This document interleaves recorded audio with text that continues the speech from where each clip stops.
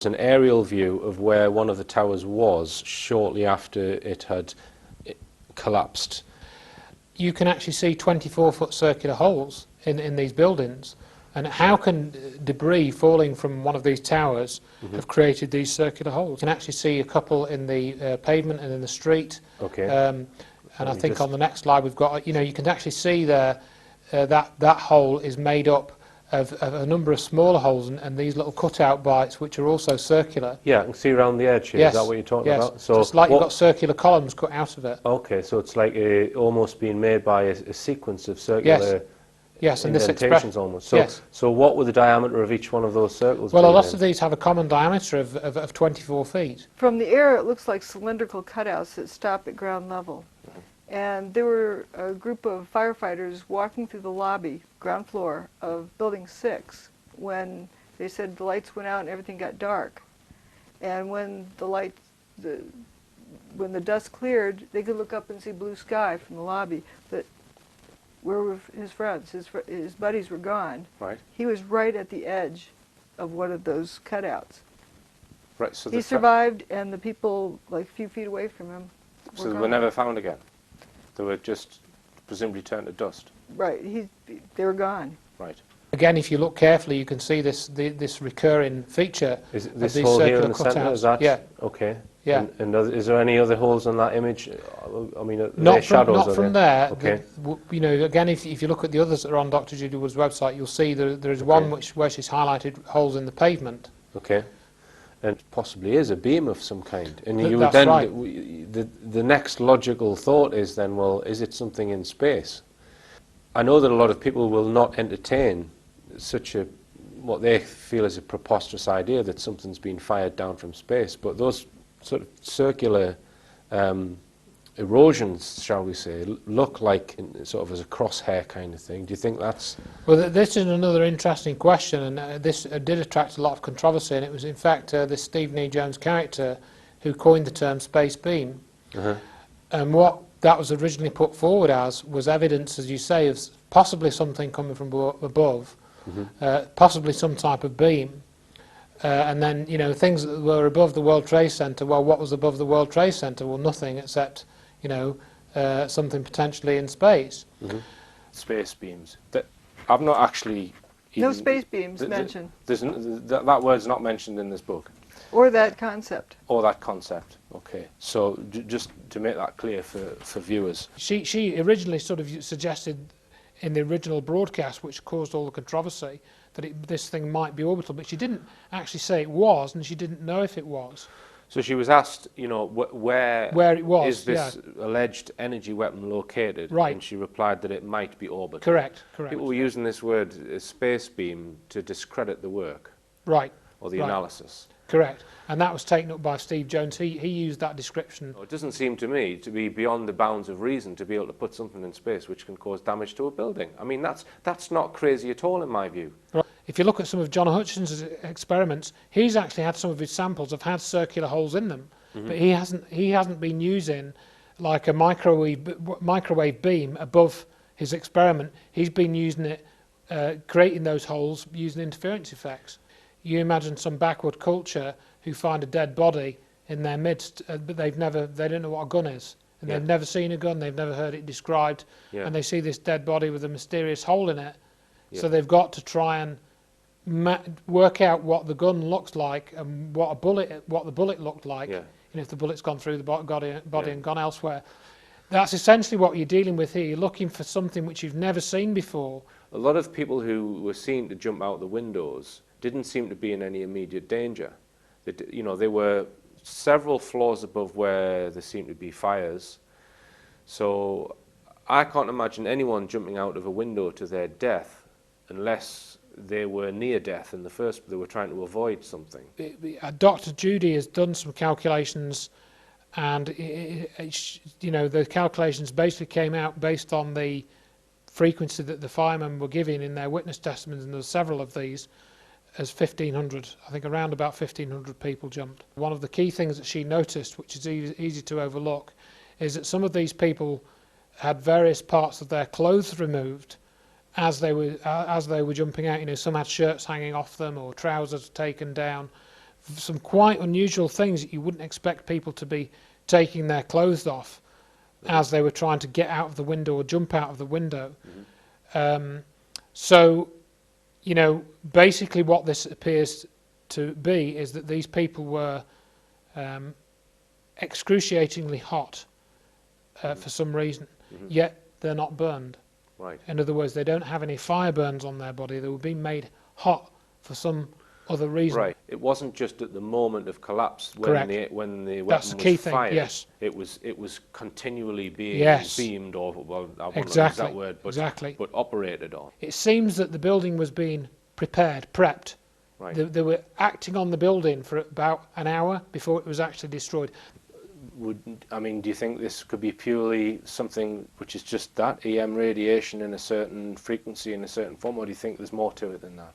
There's more to it than that. Like Right. the way your cell phone kind of unlocks the communication avenue with the cell phone tower that sends out the signal. Yeah. Think of that as sort of like the key. Right. There's one type of energy field that is the key that unlocks, that works with the other to unlock this something that arises from the combination of the Right. two. It started in Okay. the Atlantic on the 1st of September, over in the sort of mid-Atlantic, and then it moved west towards Bermuda. It hit Bermuda on the 7th of September and was reported as a tropical storm. The curious thing was that it more or less went in a straight line in the direction of New York City, and it ended up about 500 miles off the coast of New York City at 8 o'clock in the morning on 9/11, reaching its closest to New York at 8 o'clock in the morning on 9/11. The expanse of the storm was at its greatest, it was at its greatest diameter through the events of 9/11. The morning of 9/11, it stopped, like it pulled up to a chalk line, turned around, and started heading out of town that afternoon. The barometric pressure and the temperature and the wind speed, as measured, I think, at JFK Airport, were all constant for 12 to 16 or even 24 hours through the events of 9/11. So around a big storm system, you have a static field. We think that the reason why the hurricane was there was because it was essentially used for its electrostatic field, because that formed part of the field interference which was used to operate the weapon. It's very, very difficult to think that that was a coincidence, because if you look at the actual timing, when it actually made a right-hand turn and when it slowed down, it does tie in with the events of 9/11 very, very closely. Okay. So when a Sit car down. gets levitated by a hurricane, it's not the wind that's doing that. It's not moving air. It's actually Typically. it's some kind of field effect. Yes. Either electrostatic or otherwise. We hear about straw through trees. Sorry. We hear about straw through trees. You know, you have a piece of straw that the conventional story is, or rationalization is, that it's flying so fast it stabs into the tree. That doesn't work. If you have a fast-flying tree, and does it get stabbed by the straw? Right. But what it appears to be is that the tree's properties change such that a piece of straw flying along might stick into it, and then the tree resolidifies Right. at a later point. So- Also, there's a two-by-four, big piece of wood stabbed through a palm tree. Right. Just This is in there. this is in a hurricane in situation. a hurricane. Right. Okay. And so we have weird behavior of material properties Right. that seem to be changed because of the field effects. So you think the weapon may have needed this field that was provided? It was could one have. component that was possibly provided by the hurricane. Now, you're familiar with the work of John Hutchison? Yes. It turns out that all of the work he's done, it produces the same phenomenon that we saw on 9/11. You have a static field, Right. and within the static field interfere various radio frequency signals. Right. And where they interfere isn't necessarily physically where they are, Yeah. but where they interfere is where the effects occur. He was taking different types of electrical energy, radio, RF frequency energy, and he was mixing them together in a sample area and producing various effects which you'd mentioned earlier, such as bending metals, levitation. He also gets these anomalous fire events and sparks and things coming out of thin air.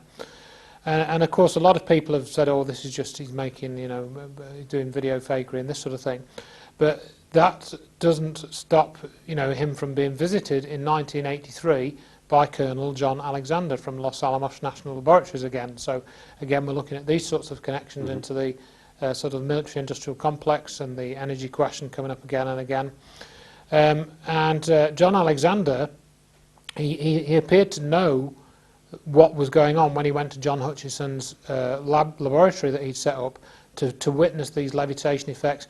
John Alexander put sort of things on the floor and seemed to know that where things were going to happen. It was like he already knew what the phenomena was. Jellification, bent beams, slow bending of metals, shredded metal structures, fractured metal structures, peeling appearance, fusion of dissimilar materials without melting, without heat, thinning and rapid aging, lift or disruption. The cars were either toasted or upside down in general. So he's actually levitated metal objects. Right. If they don't levitate, they are disrupted. They come apart. And he's using as his source for these effects. Is it microwaves? It's a mixture of microwave generators, signal generators, RF generators. Occasionally he'll use an electrostatic source. At other times he's used a radioactive source, an alpha-beta source. Right. And he's used these in various configurations. And initially he wasn't able to produce a reliable result, but up until after about year 2000, he was able to produce reliable results. Some scientists like George Hathaway have done research into Hutchison effect. They appear to find that the Hutchison effect also changes the van der Waals force, which is a force which is exhibited between various molecules to hold materials together. Richard Gage. Richard Gage. Now he gives talks and presentations on what some people would consider a conspiracy theory, which is that there was a controlled demolition. Yes. Right now, so you've got these supposedly educated people who hold this, who will claim that it was controlled demolition. It was explosives. So you would say that this book just completely rules out such theories. Correct. But they're academic people, Andrew. So how would you answer that claim? Well, I mean, basically, the Architects and Engineers for 9/11 Truth group, they have actually said in writing that they will only consider certain types of evidence in their discussion, and they will not consider other types of evidence, and therefore they rule out the study of the evidence which is in that, a lot of which is in that book. Right. So they don't talk about any of the energy effects. They don't really talk about the buildings turning to powder as such. They'll mention it, but they won't try and explain it. Right. Why is that? Why don't they consider the scientific evidence? Well, that's a very good question. I'd like to know the answer to that. We've recently had a friend of ours who joined the Architects and Engineers for 9/11 Truth petition. His name is Abraham Hafiz Rodriguez, and he actually didn't know, he found out about Dr. Wood's research privately, and he wrote to Richard Gage and said, "Have you ever heard of Dr. Judy Wood? Have you looked at the evidence that's on her website?" And that's all he sent to Richard Gage. A few days later, he discovered that his name had been deleted from their petition list. But you think that there's a move by whoever behind the scenes to then control that group and mop up as many people in that group so that they're not getting to the truth of what really happened. All that group is doing is going around and collecting names of people. And if you go and look at their websites about how many people have signed the petition to ask for a new investigation. Now that's the key thing. They're asking for a new investigation. They're not doing one themselves. Right. And that book is. This book is an investigation. It is the new investigation, and that's the title that's been given to it. Done by a qualified scientist. So no serious 9/11 researcher can say they've done their homework until they've read this book. Correct. Earlier this year, the death of bin Laden was announced formally on the media. The death of big bad bogeyman Osama bin Laden. I guess it's time to charge up the Starship bullshit annunciator. Bullshit detected. Take precautions. The American President Barry Soetoro, sometimes called Barack Obama, recently announced that Osama bin Laden had been killed by American forces in Pakistan. Really? For an encore, they then killed Lady Diana before tracking down Adolf Hitler at the South Pole and giving him a good kicking. along with a really painful Chinese burn. Regardless of whether they killed bin Laden, there is no genuine evidence showing bin Laden was involved in 9/11.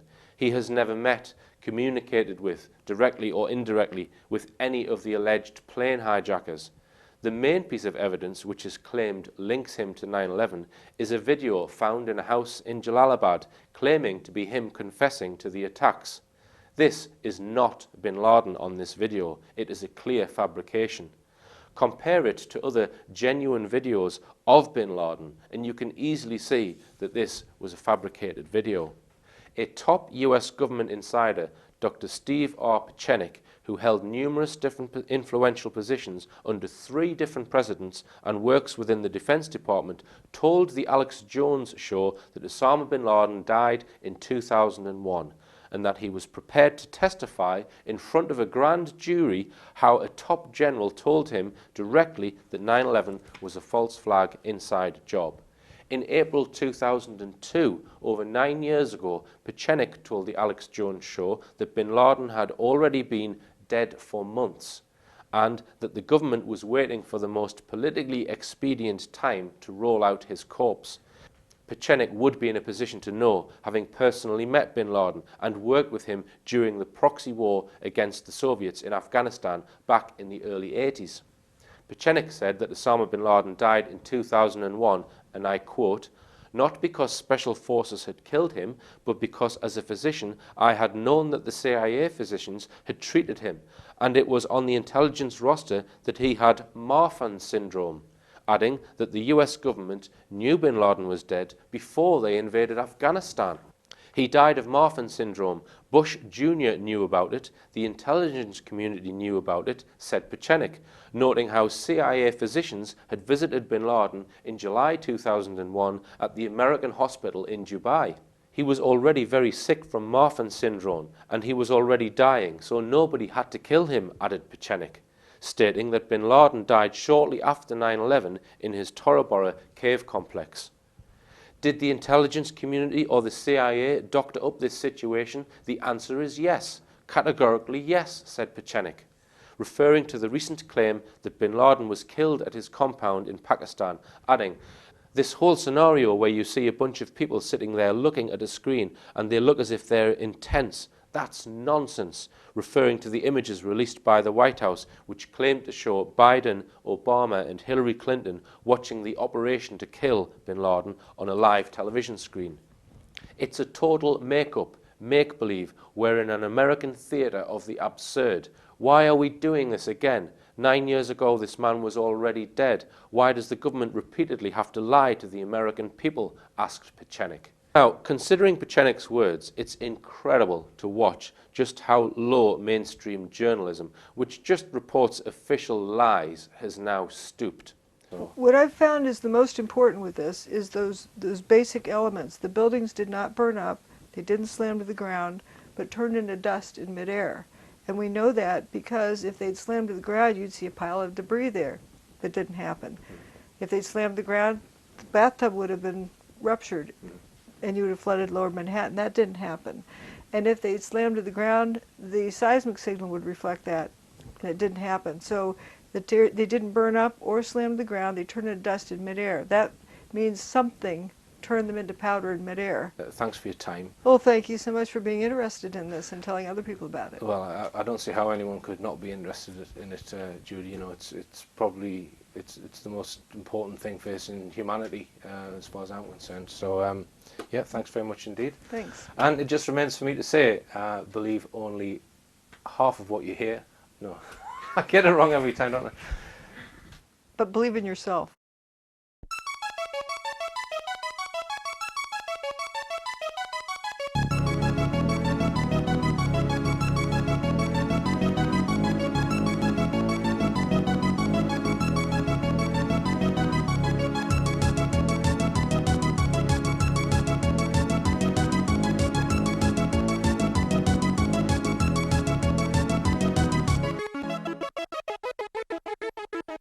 And we've had some news just in. Apparently the mainstream media have found some evidence that bin Laden was in fact thrown in the sea.